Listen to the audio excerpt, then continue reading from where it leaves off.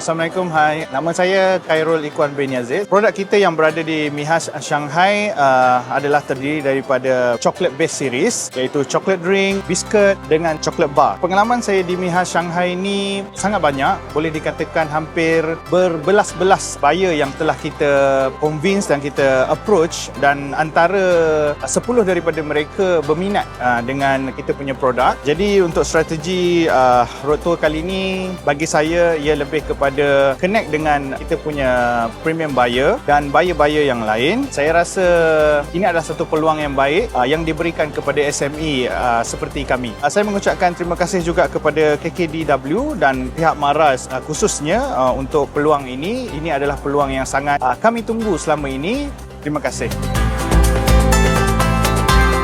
Hai, saya Harid Imran daripada AG Nutrition. Produk kami adalah suplemen kesihatan. Kami manufacture dari Malaysia. Jadi pengalaman kami di Mihas Shanghai, kami dapat banyak leads daripada buyer-buyer dari China. Dapat connect dengan pharmaceutical punya chain. Ada lebih daripada 30,000 pharmaceutical punya chain. Dan kalau dari sudut business matching, kami dapat juga berinteraksi dengan buyer-buyer daripada selain daripada China, macam Mauritius, macam datang daripada Sri Lanka dan juga Thailand.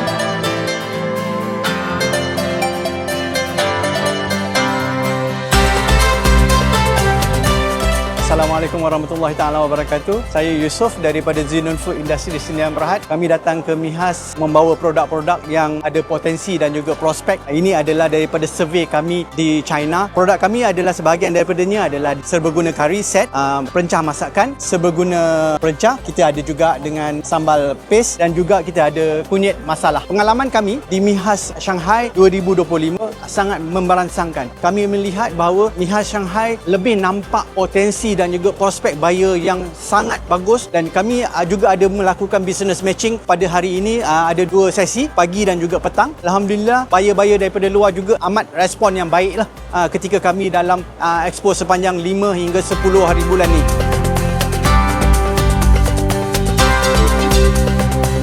Assalamualaikum dan salam sejahtera. Hari ini merupakan hari 3 kita di Mihas Shanghai 2025.